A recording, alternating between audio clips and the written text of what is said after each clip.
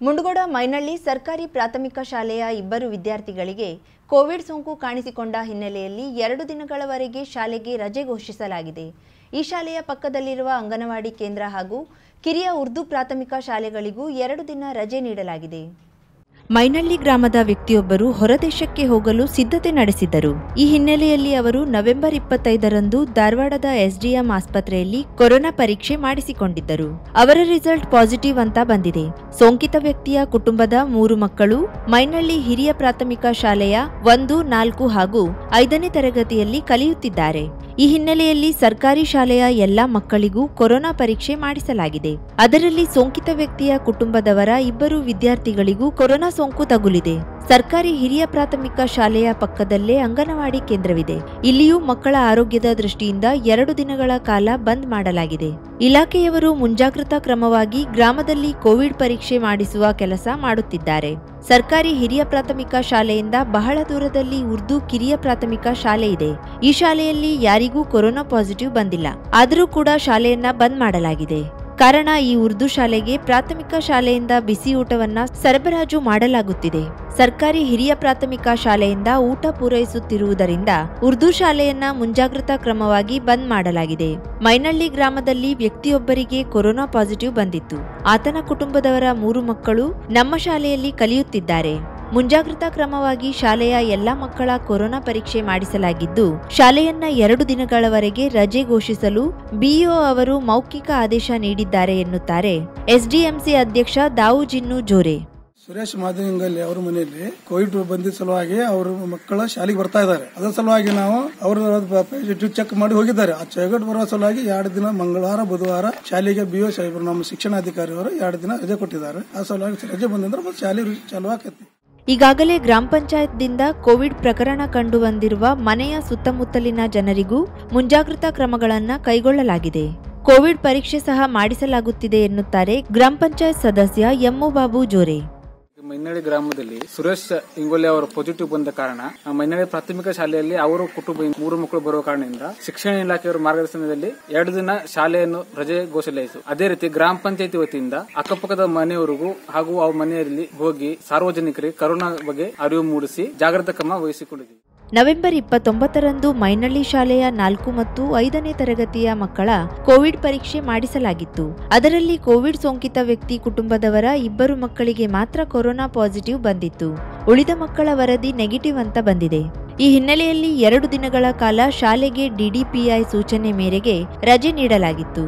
ಗುರುವಾರದಿಂದ ಮತ್ತೆ ಶಾಲೆ ಆರಂಭವಾಗಲಿದ್ದು ಯಾವುದೇ ಸಮಸ್ಯೆ ಇಲ್ಲ ಎಂದು ಮುಂಡಗೋಡ ಕ್ಷೇತ್ರ ಶಿಕ್ಷಣಾಧಿಕಾರಿ ವಿವಿ ನಡುವಿನ್ಮನಿ ತಿಳಿಸಿದ್ದಾರೆ. 29/11/2021 ಆ ಮಕ್ಕಳಿಗೆ 2 ಒಂದು 3ನೇ ತರಗತಿ ಮಗು, ಒಂದು 4ನೇ ತರಗತಿ ಮಗುವಿಗೆ ಪಾಸಿಟಿವ್ ಕನ್ಫರ್ಮ್ ಆಗಿದ್ರ ಹಿನ್ನೆಲೆಯಲ್ಲಿ ಮಾನ್ಯ ಉಪನಿರ್ದೇಶಕರ ನಿರ್ದೇಶನದಂತೆ 2 ದಿವಸ ಶಾಲೆ ಮತ್ತು ಅದಕ್ಕೆ ಟ್ಯಾಗ್ ಇರ್ತಕ್ಕಂತ ಉರ್ದು ಪ್ರಾಥಮಿಕ ಶಾಲೆ ಸಹಿತ ನಾವು 2 ದಿವಸ ರಜೆಯನ್ನ ಕೊಡ್ಲಿಕ್ಕೆ ತಿಳಿಸಿದ್ವಿ. ಜೊತೆಗೆ ಕೋವಿಡ್ ಮಾರ್ಗಸೂಚಿ ಪ್ರಕಾರ ಶಾಲೆಯನ್ನ ಇಡೀ ಶಾಲೆ ಆವರಣ ಜೊತೆಗೆ ಕ್ಲಾಸ್ ರೂಮ್ ಗಳನ್ನ ಸ್ಯಾನಿಟೈಸ್ ಮಾಡೋದಿರ್ಬೋದು, ನಂತರ ಸ್ವಚ್ಛತೆ ಒಂದು ಕೆಲಸ ಇರಬಹುದು, ಆಮೇಲೆ ಎಲ್ಲ ಮಕ್ಕಳನ್ನ ಪರೀಕ್ಷೆಗೆ ಒಳಪಡಿಸೋದಿರ್ಬೋದು, ಅದನ್ನ ನಾವು ಆರೋಗ್ಯ ಇಲಾಖೆಯ ಸಹಕಾರದೊಂದಿಗೆ ಈಗಾಗಲೇ ಮಾಡಿದ್ದೇವೆ.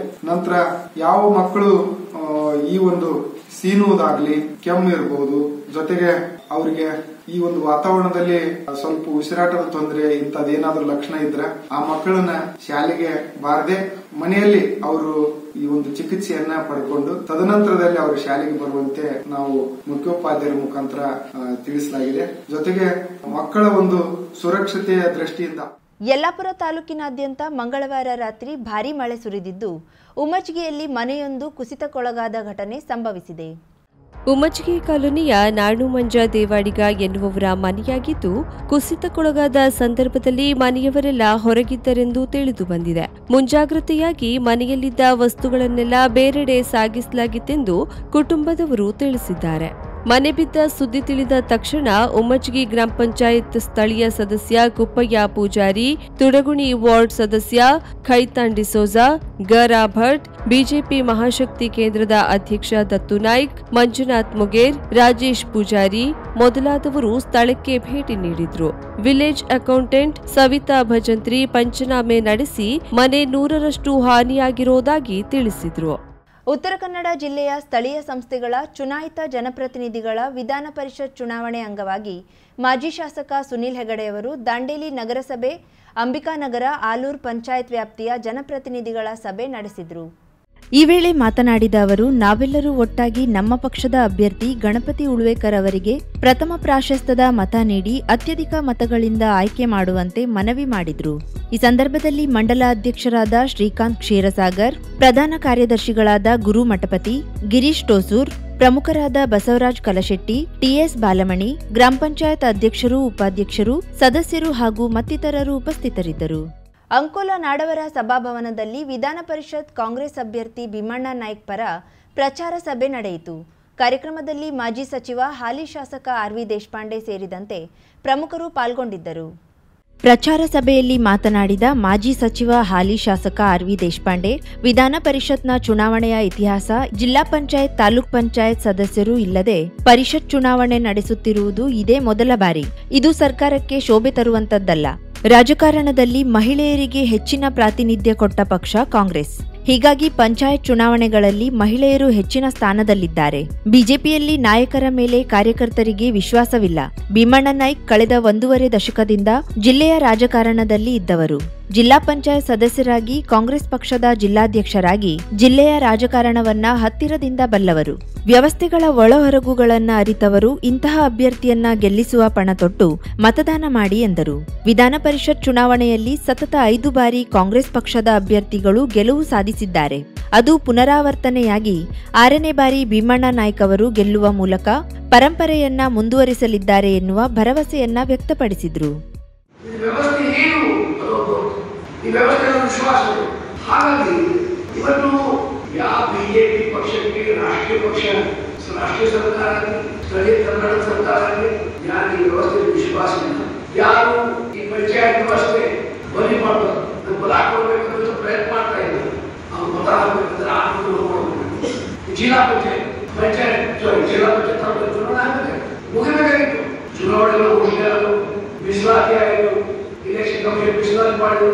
ಆದರೆ ಕಾಂಗ್ರೆಸ್ ಸರ್ಕಾರ, ಬಿಜೆಪಿ ಸರ್ಕಾರ ಈ ಮೀಸಲಾತಿ ನಾವೇನು ಹೇಳಿದ ಪ್ರಕಾರ ಮಾಡಿದ ಕಮಿಷನ್, ಆ ಒಂದು ಕಾರಣಕ್ಕಾಗಿ ಶಾಸನಸಭೆ ಹೊಸ ಕಾನೂನು ಬಹುಮತದ ಮನದ ಮೇಲೆ ಎಲ್ಲ ಕಮಿಷನ್ ಹಾಗಾಗಿ ಜಿಲ್ಲಾ ಪಂಚಾಯತ್, ತಾಲೂಕ್ ಪಂಚಾಯತ್ ಚುನಾವಣೆ ಇಲ್ಲ. ರಾಜ್ಯ ಇತಿಹಾಸದಲ್ಲಿ ಮೊದಲನೇ ಬಾರಿ ಜಿಲ್ಲಾ ಪಂಚಾಯತ್, ತಾಲೂಕ್ ಪಂಚಾಯತ್ ಸದಸ್ಯರೇ ಈ ವಿಧಾನ ಪರಿಷತ್ ಚುನಾವಣೆ ಗೌರವ ಇನ್ನು ಬಿಜೆಪಿ ವಿರುದ್ಧ ತೀವ್ರ ವಾಗ್ದಾಳಿ ನಡೆಸಿದ ಸತೀಶ್ ಸೈಲ್, ಕಾರವಾರ ಅಂಕೋಲಾ ಕ್ಷೇತ್ರದಲ್ಲಿ ಏನಾದರೂ ಅಭಿವೃದ್ಧಿ ಆಗಿದ್ದರೆ ಅದು ಕಾಂಗ್ರೆಸ್ ಸರ್ಕಾರದ ಅವಧಿಯಲ್ಲಿ ಮಾತ್ರ ಆಗಿದೆ ಎಂದರು.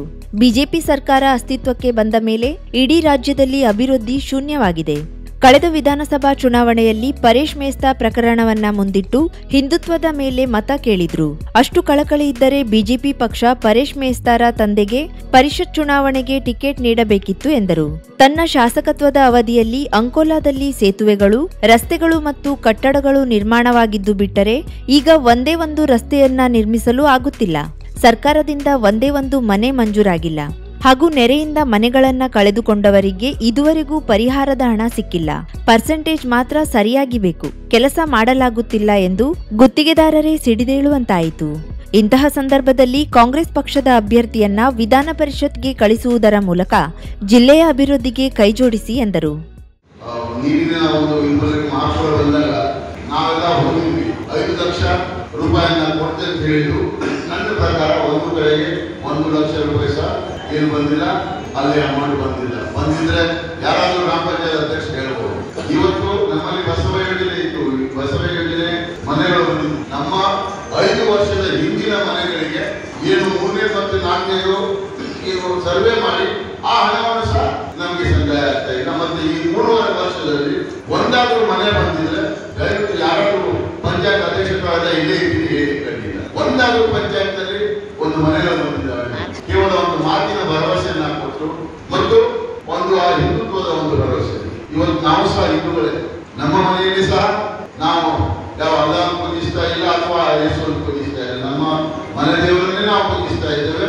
ಮನೆಯಿಂದ ಹೊರಗೆ ಬಂದ ಮೇಲೆ ನಾವೆಲ್ಲರೂ ಒಂದೇ ಒಂದು ಮಾತನ್ನ ನಮ್ಮ ಮನೆ ಇರ್ತದೆ. ಅದು ಆ ರೀತಿಯ ಪ್ರೀತಿ ಇದೆ. ಅದನ್ನು ಬಿಟ್ಟು ಆ ಒಂದು ಹಿಂದುತ್ವ ಅಂತ ಹೇಳ್ಕೊಂಡು ಒಂದು ವರ್ಡ್ನಲ್ಲಿ ಎಲ್ಲಾದ್ರೂ ಒಂದು ತಮ್ಮತ್ರ ಹೇಳಿದ್ರೆ ತಾವು ದಯವಿಟ್ಟು ಅದಕ್ಕೆ ಕಿವಿ ಕೊಡಬೇಡಿ. ಏನಂತ ಹೇಳಿದ್ರೆ ಪಕ್ಷದ ಕೆಲಸ ಮಾಡಬೇಕು, ಪಕ್ಷದ ನಿಷ್ಠೆಯಿಂದ ಪಕ್ಷದಲ್ಲಿ ಕೆಲಸ ಮಾಡಿದವರಿಗೆ ನಾವು ಆರಿಸ್ತಾ ಇರಬೇಕು. ಈ ಒಂದು ಬಿಟ್ಟರೆ ಅದನ್ನ ಯಾವುದೋ ಒಂದು ರೂಪದಲ್ಲಿ ತಗೊಂಡು ಹೋಗುವುದು ಭಾರತ. ಇವತ್ತು ಪರಿಷ್ಕೃತ ನಮ್ಮ ಹೊಸರ ವಿಧಾನಸಭಾ ಇದ್ದಾಗ ಚುನಾವಣೆ ಇದ್ದಾಗ ಪರಿಷ್ಕೃತ ವಿಷಯವನ್ನು ದೊಡ್ಡದಾಗಿ ತಗೊಂಡು ದೊಡ್ಡದಾಗಿ ಎಲ್ಲಿಂದ ಹೋಯ್ತು ಅಂತ ಹೇಳಿದ್ರೆ ರಾಷ್ಟ್ರದ ನಾಯಕರು ಎಲ್ಲಿ ಬಂದರೂ ಉಂಟಾಗುವುದು. ಈ ಸಂದರ್ಭದಲ್ಲಿ ರಮಾನಂದ್ ನಾಯಕ್, ವಿಧಾನ ಪರಿಷತ್ ಅಭ್ಯರ್ಥಿ ಭೀಮಣ್ಣ ನಾಯ್ಕ್, ಪಕ್ಷದ ಹಿರಿಕಿರಿಯ ಪ್ರಮುಖರು, ಕಾರ್ಯಕರ್ತರು, ಬ್ಲಾಕ್ ಕಾಂಗ್ರೆಸ್ ಅಧ್ಯಕ್ಷ ಪಾಂಡುರಂಗ್ ಗೌಡ ಉಪಸ್ಥಿತರಿದ್ದರು.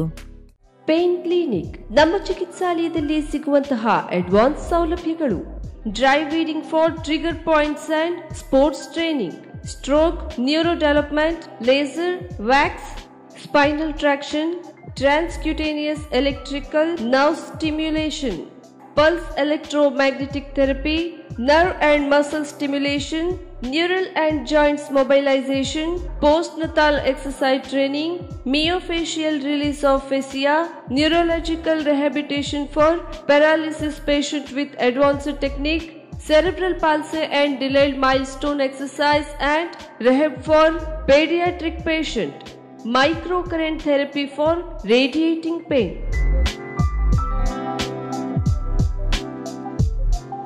Home physiotherapy, treatment condition, cervical and lumbar spondylosis, radiating, joint pain management, trapeziepis, cervicogenic, headache, vertigo, carpal tunnel syndrome, tennis elbow, golfer's elbow, low back pain, IVDP, orthoarthritis, frozen shoulder, heel pain, stroke and cerebral palsy rehabilitation, sports injury, ligament injury rehabilitation, strain, sprain, soft tissue injury, post-traumatic stiffness, Bell's palsy, post-COVID rehabilitation. For appointment, contact 08382 22222. Mobile number 9740809295. For visit G8 Suman Lakshmi Enclave near Nagamangala Radaliya, Kajubag, Karwar.